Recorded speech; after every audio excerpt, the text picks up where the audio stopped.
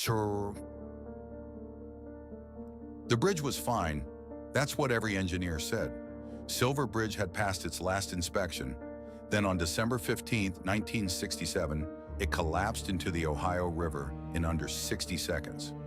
46 people died, and in the 13 months before it happened, something had been watching Point Pleasant. Point Pleasant, West Virginia, sits where two rivers meet. In 1966, it was a town of roughly 5,000 people, a factory town, a river town, the kind of place where nothing unusual ever happened. On November 15, 1966, that changed. Two young couples, Roger and Linda Scarberry and Steve and Mary Millett, were driving near an abandoned TNT plant north of the city. The area had been used to manufacture explosives during World War II and sat largely derelict. At roughly 11:30 p.m., they reported seeing a large figure standing near the road. They described it as man-shaped, 6 to 7 feet tall, with large red eyes and wings folded against its back. When they drove away, it followed them. They claimed it kept pace with their car at over 100 miles per hour. They went directly to the Mason County Sheriff's Office and filed a report. Deputy Millard Halstead described them as genuinely frightened. Then something changed. They were not alone. In the weeks that followed, more than 100 separate sightings were reported in the Point Pleasant area. Witnesses described the same shape, large, winged, with eyes that reflected red in the dark. Some heard a sound described as a mechanical screech.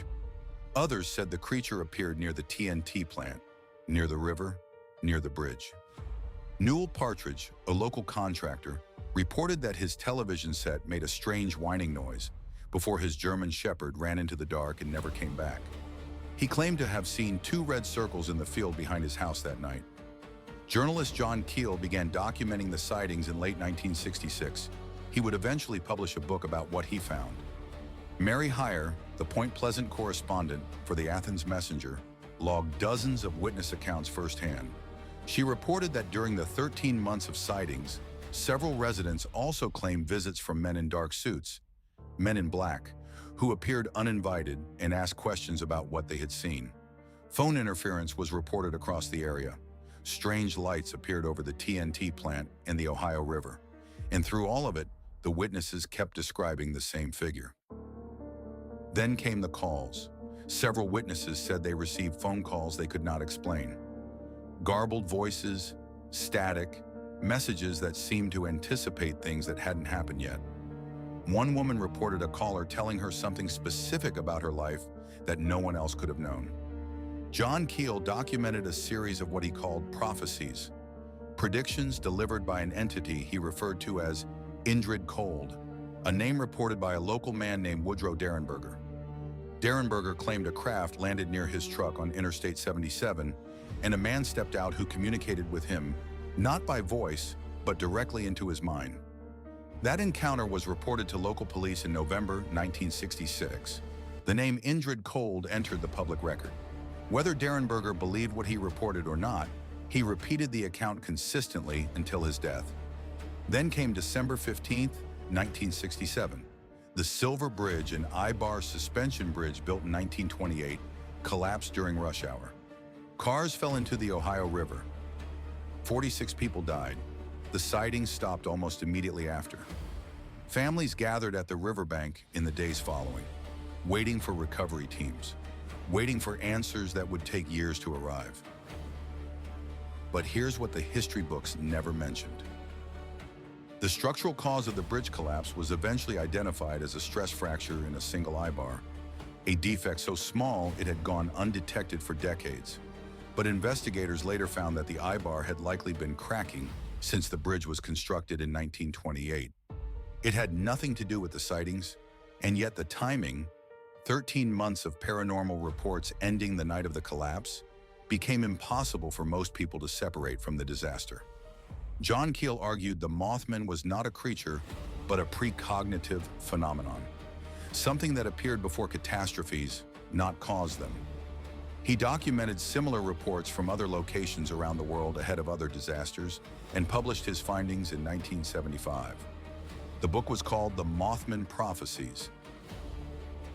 Some investigators believe the sightings were misidentified animals, The Sandhill crane stands up to 5 feet tall, has a wingspan of up to 7 feet, and has red markings around its eyes. It is rarely seen in West Virginia. Under nighttime conditions, near a derelict industrial site, a startled crane might produce exactly the silhouette witnesses described. But there was a problem. Over 100 separate witnesses, across a span of 13 months, described the same consistent details: the red eyes, the wingspan, the speed, in locations spread across Mason County. A single misidentified bird does not account for that volume of reports. Others have argued for mass hysteria, amplified by local media attention and the work of journalists like Keel, who were actively collecting accounts. The theory suggests witnesses unconsciously shaped their reports to match what others had described. There is documented precedent for collective perception events in communities under stress. And yet several of the earliest witnesses, including the Scarberry and Mallet couples, filed their report before any media coverage existed. They had nothing to conform to.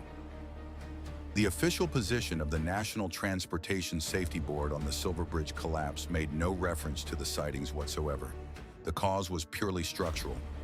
40 years of fatigue fracture in a single link, and then came something nobody expected. In 2002, a feature film called The Mothman Prophecies was released, starring Richard Gere. It was based directly on Keel's book, but what drew renewed research attention was what the film left out.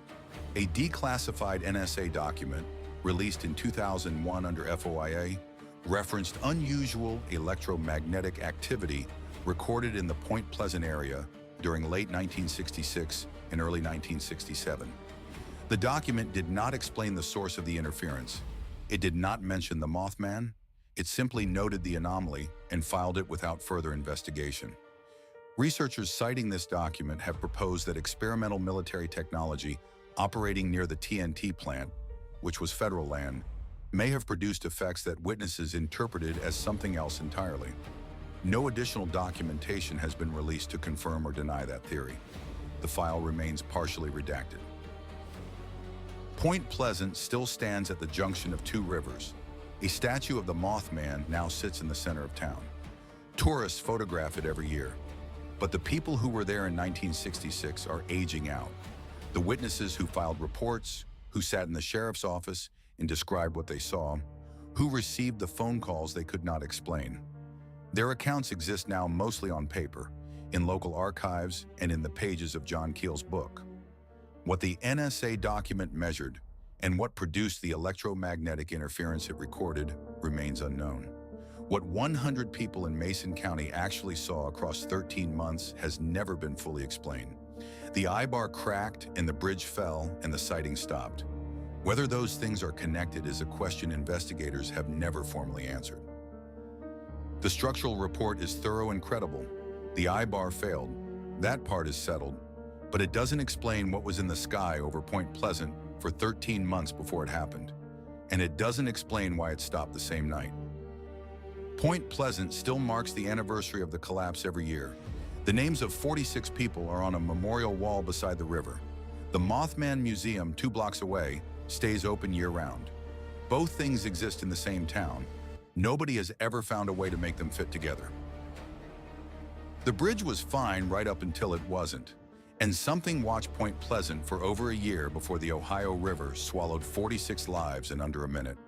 What it was, the Sandhill crane, the mass perception, the redacted signal, or something that has no category yet, remains unknown.